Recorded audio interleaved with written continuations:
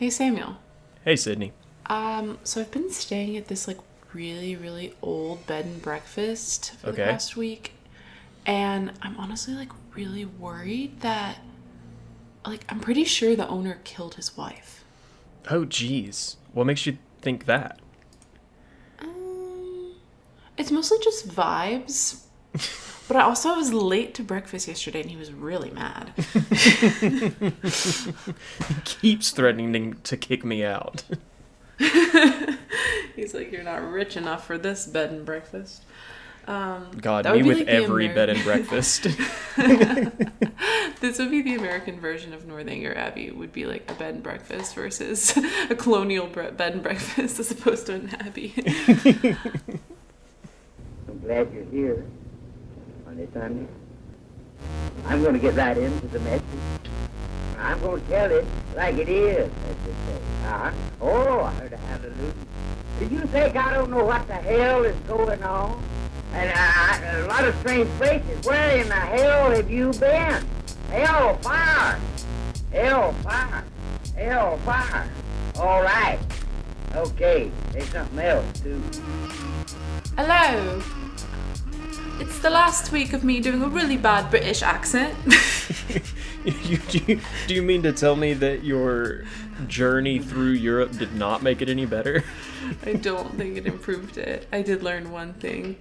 See it, say it, sorted. all the UK listeners know all the hi, I'm Sydney. And I'm Samuel. And this is the Satire Fire. We're so back. Just kidding, we haven't missed a week, but I've been traipsing across Europe. So you guys didn't even know. To me it feels like a long time. This is not a slight on you at all, but I saw this earlier today, and when you said that, it really made me think of it, whereas we're so back, says the girl who was never there.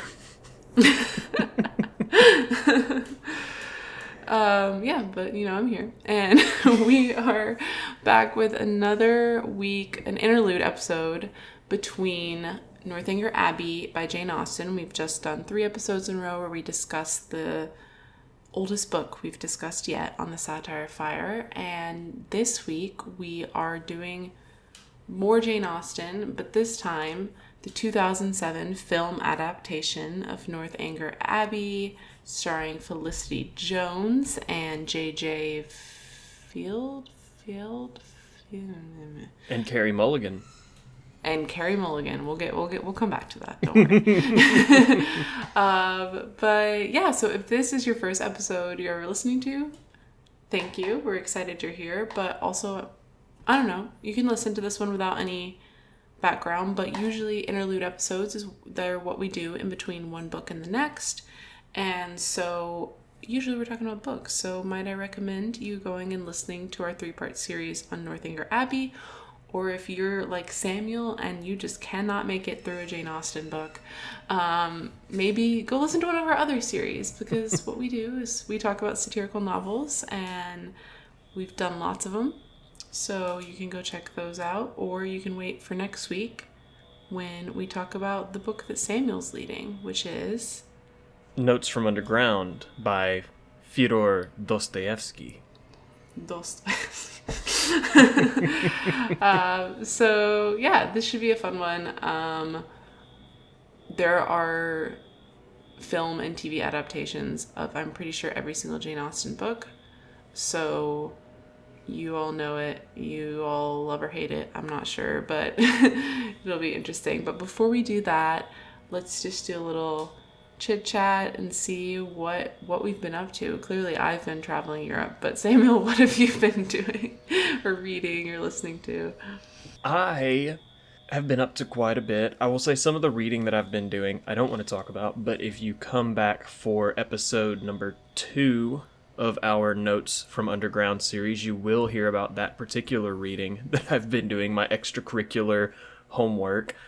But I already talked about this author in a previous episode, but I just finished another one of his books, so I want to talk about that, which is the book I Was a Teenage Slasher by Stephen Graham Jones. I had mentioned previously how I believe that Stephen Graham Jones is my favorite contemporary horror author. And fitting right along with that, we're in the spooky season, I was reading horror books, and so I picked up one of his more recent ones, not most recent. Actually, I don't even know when it came out, so I could be lying to you. That's always an option on this podcast. But I Was a Teenage Slasher, which is a really interesting book that's very much a book that is both in conversation with the genre of slashers and paying homage to the roots of the genre while also trying to push it into new and more interesting directions, which I always really enjoy.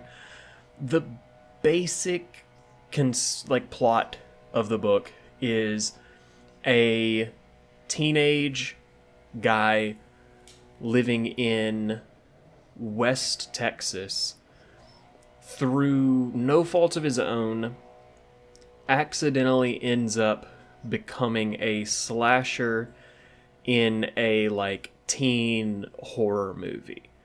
And as opposed to a lot of slashers where you're following the victims of the slasher, in this one you're following the slasher himself and his friends and family and stuff like that, and seeing how this is not a thing that he's doing willingly. He's being almost compelled by the genre itself, that because he is a slasher, he must act in these ways. And because his parents are the parents of a slasher, they have to be really distant and not notice all the horrible warning signs that their son has become a supervillain. And I found it really, really interesting. It was funny, which I was expecting, but it also made me cry. It has a lot to say about youth and about friendship and the connections we make with other people in our lives and how we carry those connections with us into adulthood and through the rest of our lives. And I just found it really moving. I feel like if you are someone who appreciates the slasher genre, then you should definitely give it a shot, because I think that it is one of the more interesting entries that we've had in that genre in a while. Because it's almost... Recently there was a movie called In a Violent Nature, which was a slasher doing a similar thing where you're following the slasher's point of view throughout the movie, but this one is doing it in a very different way of the slasher remains a human person who you are sympathetic towards. And it's the first time that I've seen this idea executed as well as Stephen Graham Jones does. So, like I said, if you're a fan of the genre, I think that this is a new take that is worth checking out. And also, if you're not a fan of the genre, I think that it is an interesting way to become more familiar with why other people like the genre as much as they do, because it's both playing into all of the stereotypes and tropes of the genre, but it's also pointing at them and making fun of them, and gives you a really easy grasp on, oh, these are the things that make a slasher, and this is why people like them. And so I really liked it. I thought that it was really good while still being playful, and I enjoyed that a lot. That's really interesting. I do like when things give you the perspective of like a villain or a bad person who is seen as a bad person for their actions, very different. But when I was in high school, I was trying to take it upon myself to read several Nicholas Sparks books because I was just I don't know, I feel like I should. And the one that I enjoyed the most was his book Safe Haven, which is about a girl who, I feel like a lot of people probably know what this is about, but it's about a girl who she flees an abusive marriage and changes her identity and goes and lives in this little coastal town, and then is falling in love with the town, but then also falls in love, clearly it's Nicholas Sparks, with the man there. And Anyways, but the thing I really liked about the book is there were chapters. Oh, and the abusive husband is like hunting her down throughout the whole book. Like he's trying to find her, and we don't really know he wants her back, but he's also just like really volatile. But there were these chapters throughout the book that were from the perspective of the husband, and I honestly thought that was so interesting and like well done, because not that I care why an abuser is an abuser, they're still an abuser, but at the same time, like, it was really interesting to hear like the perspective and like how deranged he was, and like how he just like wasn't existing in the reality that everyone else was, and like yeah I don't know.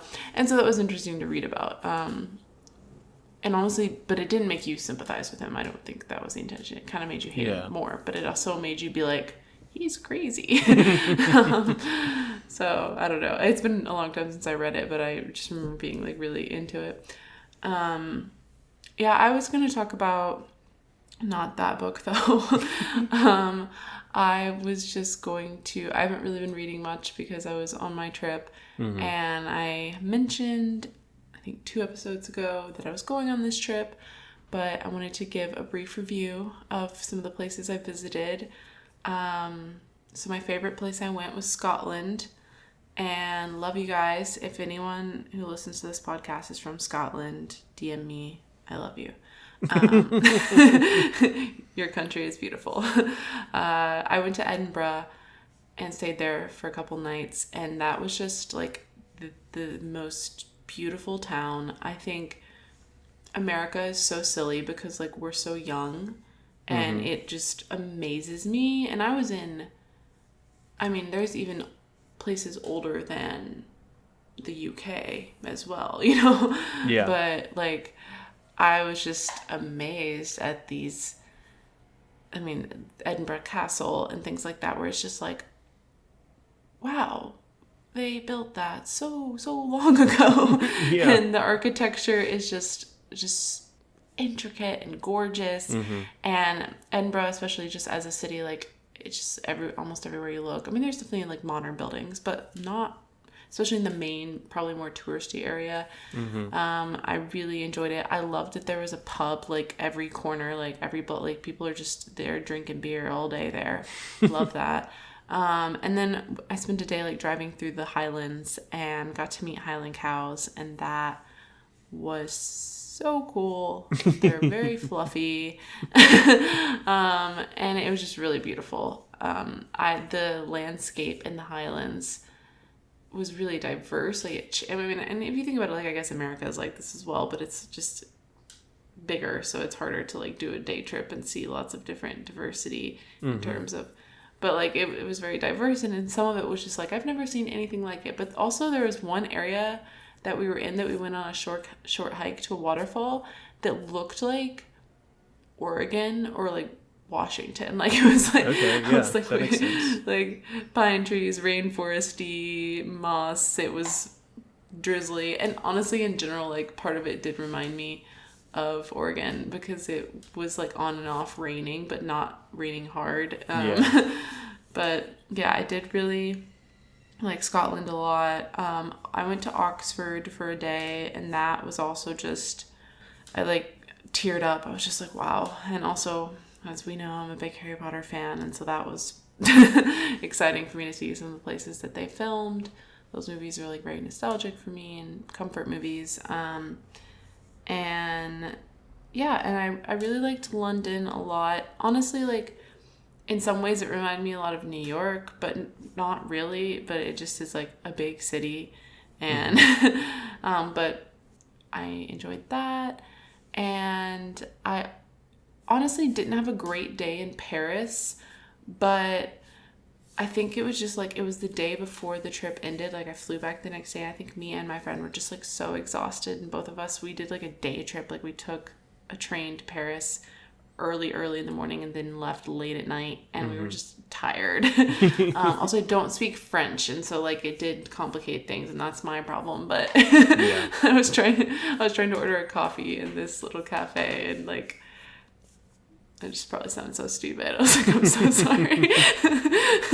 Like, I just wanted like an Americano, but they didn't really have Americanos, but they had something sort of similar, but it took like multiple people trying to, one person spoke English, and I was like, oh my gosh, I'm so sorry. But it was really amazing, like such a cool opportunity. Yeah. Hell yeah.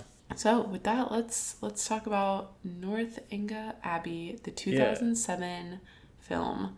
Like I mentioned, it stars Felicity Jones as our beloved Catherine Morland. I love Felicity Jones. She's beautiful. If you don't know her from this movie, you might know her recently from The Brutalist, which was nominated for multiple Academy Awards. It won 1, 2. I don't know how many it won, actually. Well, it as a movie, I think, won 1, but then also Adrian Brody won a Oscar for his AI-assisted performance within the movie, and then gave maybe the most obnoxious acceptance speech I've ever heard in my life. Like, sorry, not to get on my soapbox real quick. If you're going to tell people, no, I need more time for my speech, have something to fucking say. If you don't have anything to say, shut up. I don't care. If you have a planned speech, then sure, I'll give you a little bit more time. But if you're going to say, no, I've been here before, I need a little bit more time, and then just stand there silently for another 30 seconds, come on. Yeah. I did watch that speech. I have not seen The Brutalist. Other things that she's in that I have seen, The Theory of Everything, On the Basis of Sex, a movie I love, I think is well done. She's also in Rogue One. Yeah. So she's in lots of things. You probably know Felicity Jones. Who you probably don't know is JJ, I think it's pronounced Field, but I might be incorrect, who plays Henry Tilney.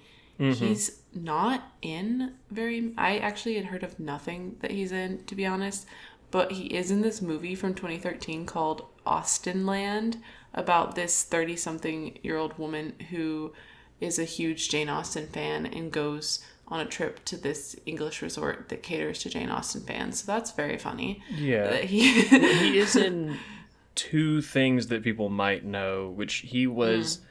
Neither of them was he like a huge role, but he was in Ford v Ferrari a couple of years back. And then he's also in the first Captain America movie.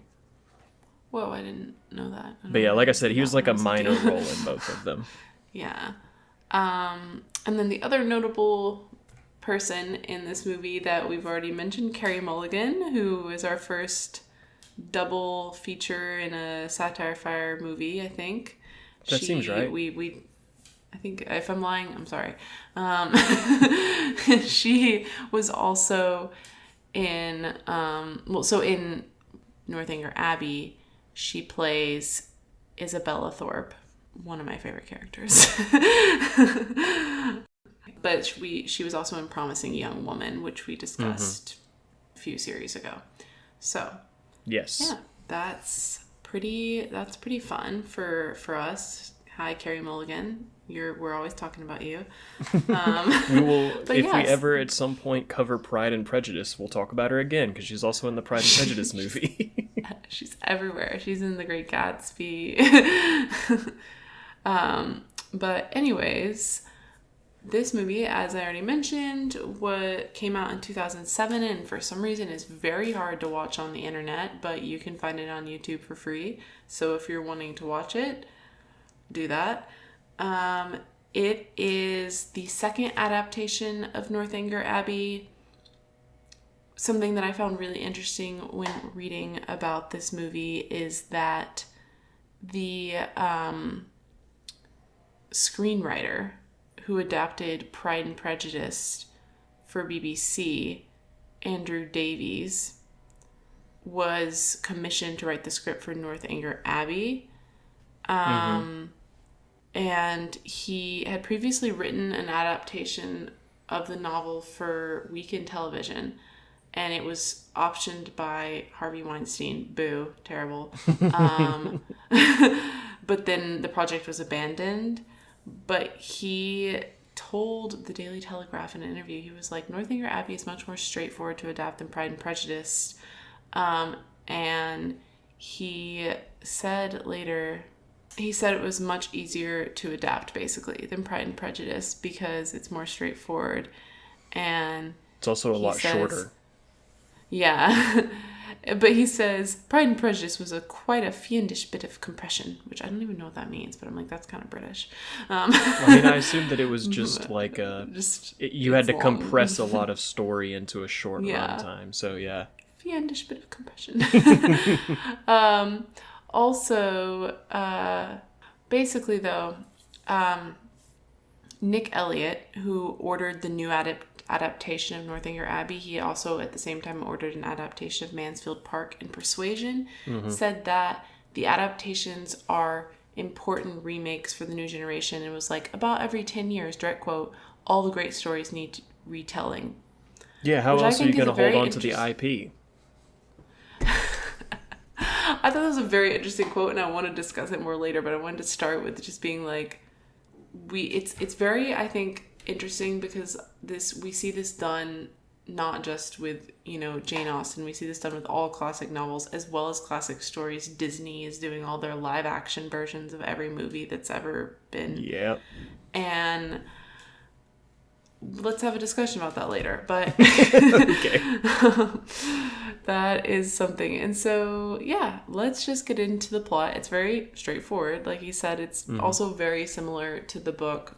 Very little deviation. But basically, Catherine Morland, 17 years old. Our main character she's a little bit of a tomboy, a little bit scatterbrained, wild imagination, loves Gothic novels, and she's living in her home with her family when family friends, the Allens, invite her to spend the season in Bath. And here's where I'm going to not explain what that means to you. So if you don't understand, go back and listen to the series that we just did. But she's going to Bath to, basically socialize and meet men. Yeah. Because she's of age that she can start getting married. And so she goes to Bath and she's at her first ball there and she meets Henry Tilney, who is very handsome and very charming. And I will say that I found him to be even more so in the movie than the book. And I already thought he was in the book, but he's very flirty, from the jump. Yeah. And I think he was less so in the book. So I think that J.J. Field or the writers or whatever took a bit of liberty with making him very obviously flirty, which I thought was fun. But she meets him, they dance together. She is immediately like, oh my gosh, I love this man. And then the next day she is back at the balls, back in the pump rooms, doing all the socialization things, and she meets the Thorpe family, which includes Isabella Thorpe, Carey Mulligan, and John, who does not matter because we hate him. It's similarly to how Henry is more fun in the movie, John is way worse in the movie. Yeah. he goes from annoying to despicable. Despicable. Isabella is honestly, I think, similar in the movie as she is in the books. She's just very a little gossipy, a little bit dramatic, loves the attention of boys. Yeah. But makes Catherine feel very important as a friend. And so things are going well, she's met some friends, she's met a man that she's interested in, and also turns out her brother James is in Bath as well. And so things go on as they do in the book. There's all the social follies of these characters. John is flirting with Catherine, but he sucks and she doesn't like him. James is flirting with Isabella and Isabella's flirting back, so that's fun for them.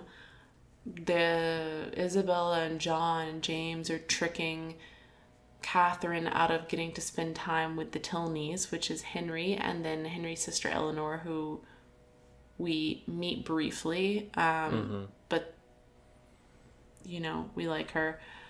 But I don't know. I feel like it's, once again, just kind of like they're back and forth. It moves a little bit more quickly than the book, but still. Finally, Catherine gets to spend some like intimate time with Henry and Eleanor. She goes on a walk with them. They discuss Gothic novels. She finds out that Henry also loves the mysteries of Udolpho. Udolpho. I still don't know how to pronounce that, even though they literally said it in the movie. Which is a Gothic novel that Catherine really loves. Yeah, and things I'll are say going... one of the biggest differences, or not really biggest difference, I guess, is Catherine, it's less that she really likes Gothic novels and more that she really likes romance stories. Like, she spends a lot of this movie daydreaming about becoming a damsel in distress and getting, like, kidnapped by rapscallions and ne'er-do-wells who plan to ravish her. Yeah.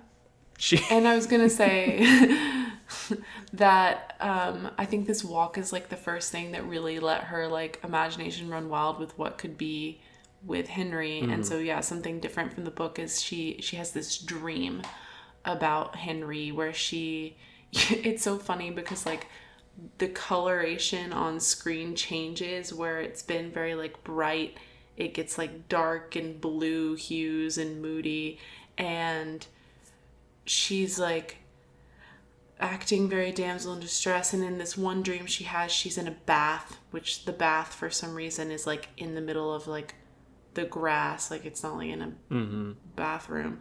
And she's like in the bath, and then like Henry comes up and he is like, I don't even know what he says to her, but she's like, oh no, I'm not decent. And he's like, we all have they're all God's parts or something like that. Like basically he's like, get out of the bath even though you're naked. And she's having like these just like intense fantasies like that about Henry, or about getting rescued by Henry from people. And so yeah, that's kind of a fun element, that she's like having all these dreams. And and then just like in the book, after some time, Eleanor and Henry and General Tilney, who is their father, invite her to go to the Northanger Abbey with them. And so she does. Right before that happens, Isabella and James get engaged. Whatever. Move on. So they go to the Abbey, and I think it was nice. Like, these scenes were nice. I like visualizing it. It was like bigger than I expected it to be when I was reading the book, which I guess like abbeys are large. But she is having like a very overactive imagination the whole time she's at the Abbey, and she's checking in chests and creeping down corridors and scared that something's going to happen. Henry tells her that the Abbey holds secrets and she doesn't know what that means, and she concocts this outlandish idea, same thing that she does in the book, where she thinks like, oh, Henry and Eleanor's father killed their mother. She's going to try to find proof. Henry catches her. He is very angry in a way that in the book I would say he wasn't. He was more just like shocked and like, I'd say disappointed. Disappointed in the book, whereas in the movie he is angry. He's like, you're accusing my father. Yeah, it seems as though he mother. feels a lot more betrayed in the movie than he did in the book. Yeah, and he's angry, and he says maybe some line along the lines of like, maybe one can read too many books or something like that. Yeah. Catherine storms away. She's crying. She's so upset. Eleanor comes to her and she's like, what happened, Catherine? And Eleanor kind of consoles Catherine, at the same time gives her a letter that she has received from her brother. And turns out Isabella and James aren't getting married. And Isabella is a liar and a flirt. and she had sex with a man that wasn't James before marriage, which that was, whoa, crazy. Yeah. She kind of, it makes you feel a bit more sad for her, honestly, though. She gets played by this, like, other unmarried man. I mean, she kind of gets played by the eldest Tilney brother, but also she shouldn't have been doing all that. She shouldn't have been doing all that. It was also, like, I feel like in the movie, it kind of tries to make Isabella seem more like a gold digger, where they send... Catherine's brother goes home to get permission to marry her, and they find out, oh, you can, but we're not going to be able to give you a stipend for a couple of years. And it's very clear that the fact that they're not going to be able to get any money from the parents upsets both Isabella and her mother in a way that I don't feel like was really... I just feel like they did a little bit more little things that kind of disparaged Isabella's character in the movie than they do in the book. Yeah, that's true. And so things are bad. Catherine's worried that Henry will never love her. James, his heart has been broken by Isabella. Catherine's never going to be friends with Isabella again. And on top of that, General Tilney gets home and unceremoniously orders Catherine to go home to her family at night. Like, it's like she sends her away quickly. She has to go in a carriage with other people and doesn't have anyone to accompany her on the trip home. And it's all very dramatic. And so Catherine gets home and she's just kind of distraught. There's a very sweet scene, though, where she's sitting with her younger siblings and they're asking her all about her time at the Abbey and what she saw and what she did and what games they played. And she gives them the advice not to get too caught up on the, like, spookiness of it all. Because they were like, oh, are there ghosts at the Abbey? And she was like, well, I thought there might be. But we can't dwell too much on that. You can't let your imagination get a hold of you, because Catherine is still at this point thinking that the reason she got sent away was probably because of this, like, theory she concocted because she was snooping. Yeah, because she was snooping. And then they're like, were you in love with Mr. Tilney? And she was like, no, of course not. But then she leaves the room with her siblings and goes to her mother and is crying and was like, I did love him and I ruined it. But have no fear, the next day, Henry shows up at her home and says, the reason you were sent away is because my father thought you didn't have enough money to marry into our family, but I don't care. I'm never speaking to him again. I love you. Will you marry me? She says yes. Happily ever after. Yay! Congratulations. Yay! And that's the movie. It is pretty much verbatim, except for a few random things, what happens in the book, which... Yeah. I think... I guess it makes sense. Yeah. They didn't take a lot of liberty. But, yeah. I think... And I mean, I don't know if you wanted to talk about other stuff before you got into, like, how we felt about the movie, but I don't... First of all, I thought how funny it would be if I came in here and was like, I didn't finish the movie. I did watch the entire movie, but I thought it'd be really funny. That would be funny. I feel like the movie was missing some of the parts of the book that I thought were the best. Like the humor? Yeah. Namely, the movie is not very funny, whereas the book is very funny. And then also, I feel as though the book is trying to make a point. And I don't this is feel just like a romance movie. the movie's not really trying to make a point. It's just kind of telling a love story, which is fine if that's what you want. But it does, I feel, kind of suffer from the fact that the book is about something and the movie is not. It is very straightforward and verbatim in terms of plot, but in terms of, like, the nuances of the plot, no, yeah, I think the movie misses those things.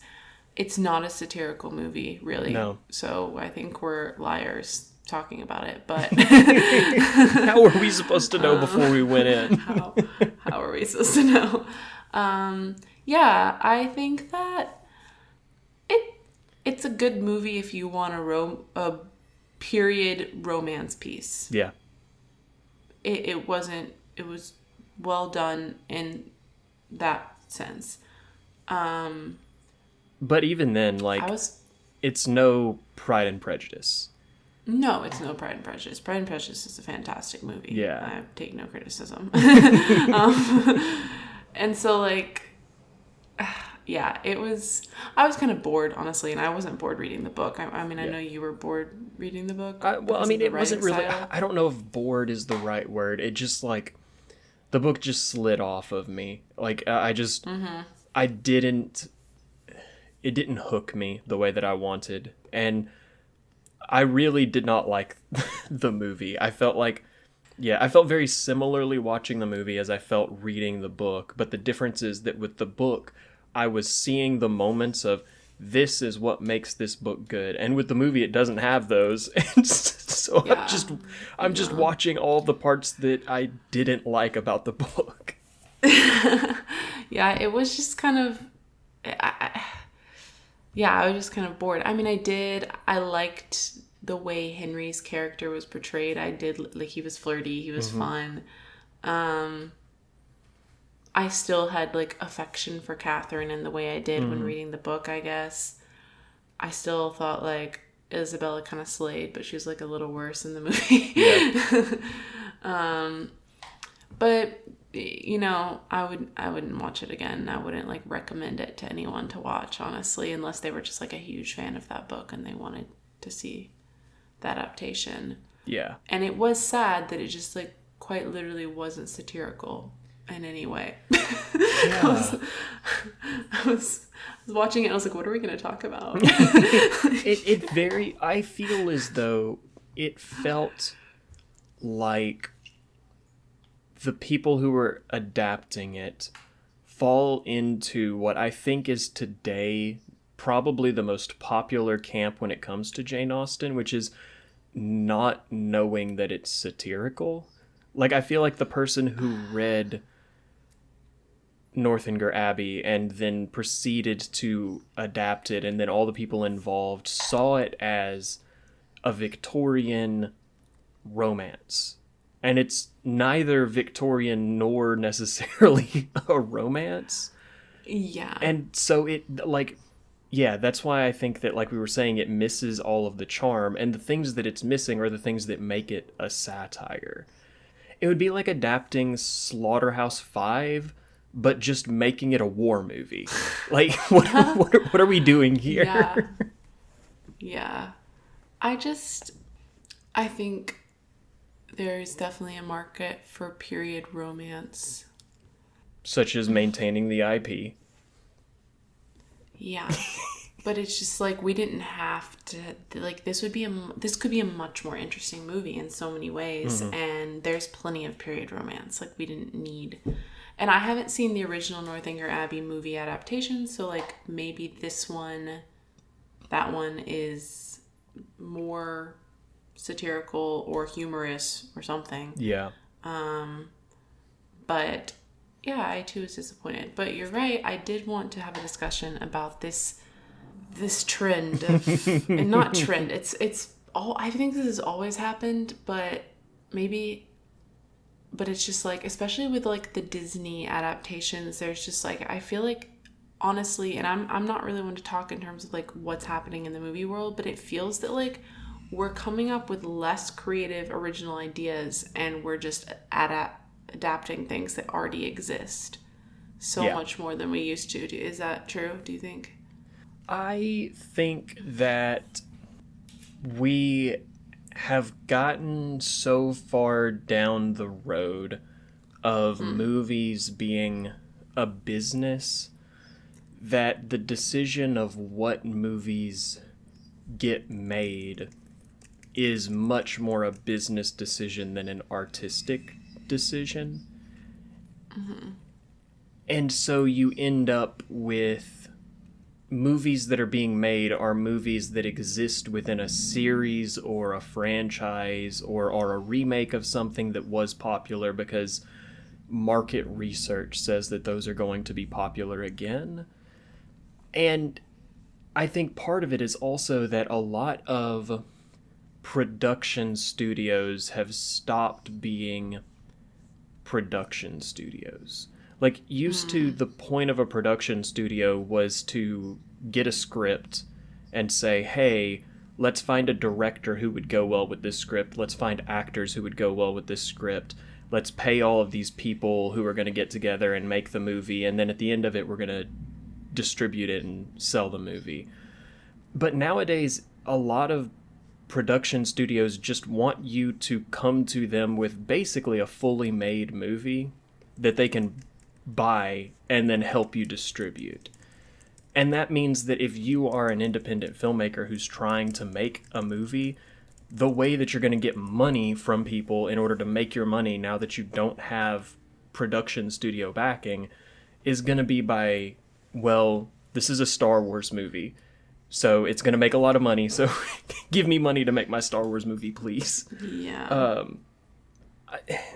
I don't know. I don't know how it's possible for us to get out of that headspace, though, other than people not going to see those movies and going to see other movies.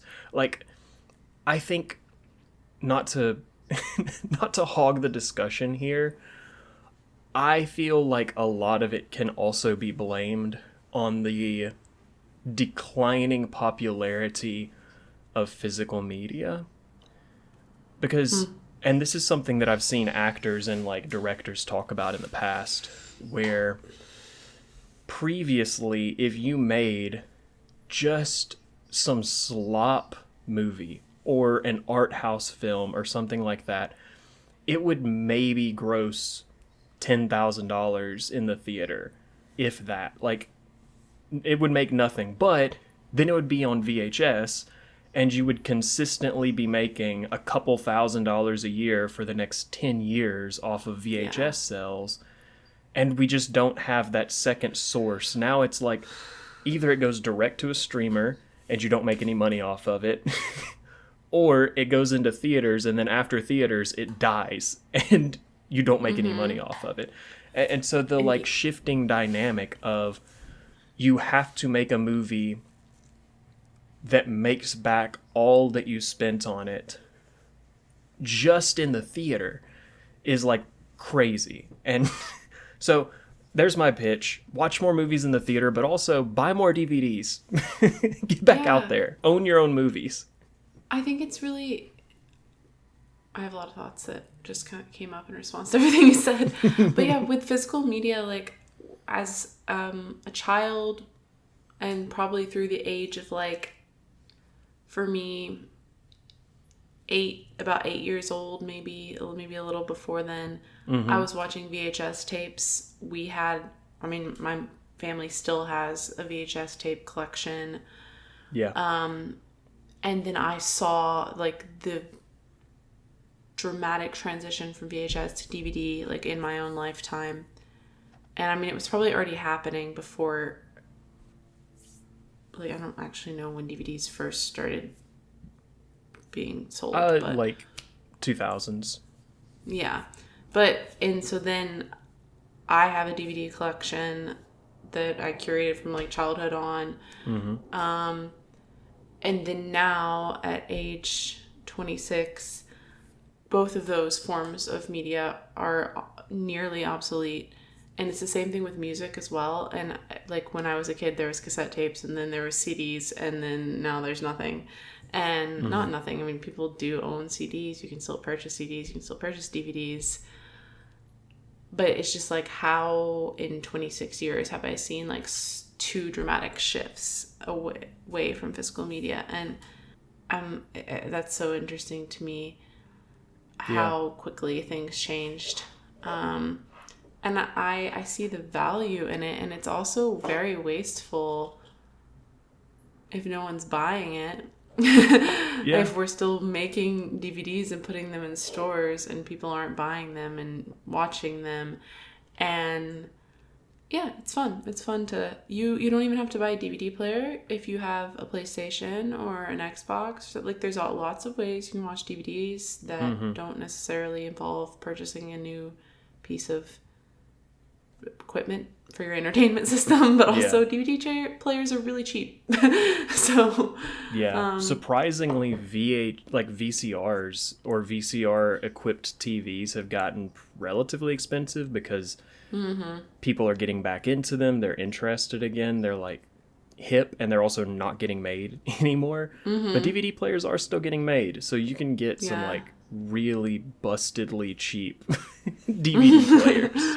Yeah. Also, when I was a kid, the TV that I had in my room was a little tiny, like, square Panasonic with a VHS player, VCR in it. I don't know if you know what I'm talking about, the little white box. Yeah. And I think it's still in the basement. And I'm like, whoa, should I sell this? Like,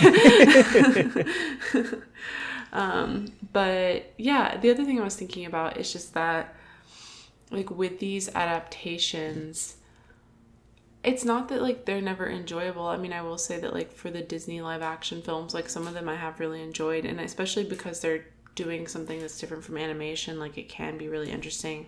I'm a little, like, weirded out by, like, the CGI, like, Lion King stuff going on. I'm like, well, that one pissed me off. Like, what do you mean live action Lion King?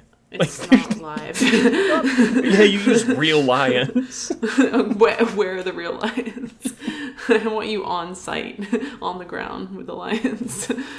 But I see the appeal to an extent. Like, it's fun. It's fun to see a story retold that you love, especially if it's, like, one of your favorites. But at the same time, it's like, how many times are we going to retell it? And, like, it irritates me that it's like, we're going to put this much money and this much resources and this much marketing into the retelling of Lion King. And then we're going to complain when movies like Elio underperform in the box office because, one, they were not marketed at all, and two, you cut out all of the good parts. Like, it feels like it's all a symptom of a shift towards conservative business practices and conservative ideas in the movie industry of, like, well, God forbid we tell a story about a little gay boy and then people don't like that, so let's cut out all of the parts about the little boy being gay. And now, whoa, what do you mean the movie's not good? The movie that was about a little gay boy where we where we cut out all the little gay boy parts isn't a good movie anymore? Instead, let's do The Lion King because The Lion King holds a level of nostalgia that makes it immune to the criticism that it could have taken if it was just a new IP. Mm-hmm. Yeah. Also, I think something I was just looking at, we've been making films for a long time at this point. We're going on over 100 years. Yeah, well, the first technically motion picture was in 1988. It's credited as the earliest surviving film. Do you mean or 18? Sorry, 1888. It's 1888. It's credited as. You know what? I agree. The cinema started in 1979 with Alien. Anything before that was bullshit. But yeah, the earliest surviving film. It's known as the Roundhay Garden Scene from 1888. It was captured by a French man, and it was like a brief video of members of his family just walking around. That's not really a movie, but in the 1890s, people were in France attending the theater to see motion pictures. So if we credit the 1890s with the beginning of, like, films for public consumption, then it's been, 130 years plus years. Yeah. That's a long time. And so, People are only so creative. No, I'm just kidding. But it makes sense that there would be like changes in the industry and that maybe we'd go through periods of flux where it's like we don't necessarily know what people want movies about right now. So let's just remake the ones they liked. I would really recommend, if you're listening to this and you're interested in this kind of a discussion, this topic of discussion. Yeah, there I know was nothing, so. a documentary that came out in 1982 called Room 666, and it's a documentary that was done by Wim Wenders, the filmmaker behind two of my favorite movies, Paris, Texas, and what is it? Beautiful Days? Perfect Days. That's what it was. But the concept behind it is that he did this documentary while the 1982 Cannes Film Festival was taking place, where he had a room in a hotel, room 666, where he just set up a camera pointing to a chair. And he invited filmmakers to come in, sit in the chair with nobody else in the room, and then read a series of questions from a sheet of paper and answer those questions. And the questions were all related to, what do you see as being the future of the film industry? Do you think film is in a good spot artistically? Is it in a bad spot? Why is it in the place that it's at? And it's really interesting to see these people, even in 1982, looking at the corporatization of the film industry and being like, I think this might be bad. Like, some of them are way overblowing it, where they're like, the medium is dead. It's been dead. It will be dead forever. Movies will never be good again. Exactly.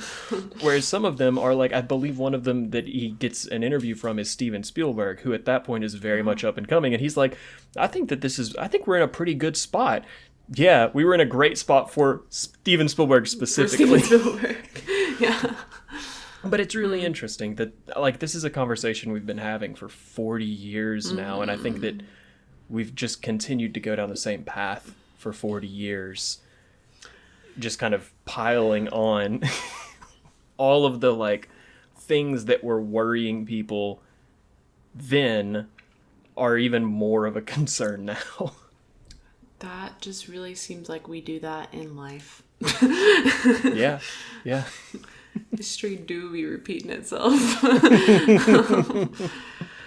But yeah, I think that'll do it. Final reviews. I don't think we need to do the bookmarks of satire because it wasn't satirical. But we can do. I've got some final fun facts that I found, such as one, Felicity Jones in this movie. She got this part 2 weeks after graduating from Oxford. Wow. So she was fresh out of school, and this was like her first like big role, basically. That's really fun. Yeah. And then another one, if you were a huge Jane Austen movie adaptation head, you would probably recognize some of the costume pieces in this, because a lot of the dresses and stuff are reused in other movies. So like, there's a red and white gown that Eleanor Tilney wears that is also used in Emma. There is a straw bonnet that Catherine Morland wears that is also worn in Pride and Prejudice. There's so many different things that are in this movie, including locations that are just part of the Jane Austen verse, I guess. I thought that was really interesting that the wardrobe department was basically the exact same from the last couple of movies to this one, and then proceeded to be used again in future movies, which, you know, gotta save on costs where you can. All right, now that we have given you our reviews, we're going to read a few reviews from Letterboxd. These are just a range of star ratings. I honestly just looked for... Go ahead. I think Samuel's just reading one of the ones I sent him. There are a range of star ratings. I found ones that I thought were funny. So let's get into it. Samuel, do you want to start with whatever made you laugh? Yeah, sure. I'll read where you sent me my own review. Wait, what? This is my 2-star review of Northanger Abbey, where I said, she really spent the whole movie airing out her kinks just to marry a fucking preacher, huh? I didn't even look at the picture, and if I would have seen that it was you. That's so funny. Confirmed, guys. Sydney thinks I'm funny. That was my favorite one, actually, and I sent it to you because I thought it was something you would appreciate specifically, and you did because you wrote it. Yeah. That's so funny. Yeah, no, she did do that. All right, so the one I wanted to read, this one is a 4-star review, and it says, Catherine would have loved reading on Wattpad or AO3. Yep, absolutely. I don't know why that warranted 4 stars, but I agree. She would have thrived in those environments. She would have. R.I.P. Catherine Morland, you would have loved fan fiction. You should. I want a Catherine Morland fanfic. Like, I want her to write them. This next one is somebody who loved the movie 5 stars and a heart.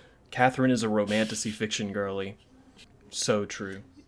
That's Catherine what I was thinking the whole time that I was watching this, was like, she really would have thrived in this era. Rip Catherine Morland, you would have loved Sarah J. Maas. And then the last one is a 1-star review that only says, "Oh, Isabella Thorpe, you shady lady." Like, they said I couldn't stand her so much that I... That's gonna be my new go-to insult. You shady lady. That guy over there seems like a shady lady. Yeah. So that'll do it. Thank you guys for listening today. We hope you enjoyed this one. I think this whole series has been kind of silly, so I hope that's been fun for everybody. Absolutely. If you want to find us between now and next week, you can try. I've not been very active on the social media because I've been traveling. But I will do my best. You can find us on Instagram at the Satire Fire Pod. That's POD. Or on TikTok, Blue Sky, and YouTube at the Satire Fire. Like, comment, subscribe, follow, whatever you want to do. Share with your friends. Share the podcast with your friends. We appreciate it. Any engagement would be fantastic. Yeah. And much like our social media the past couple of weeks, next week we are going to be going underground with the start of a brand new series on Notes from Underground by Fyodor Dostoevsky. If you have not read it, I highly recommend reading it. It is relatively short. It's a quick read.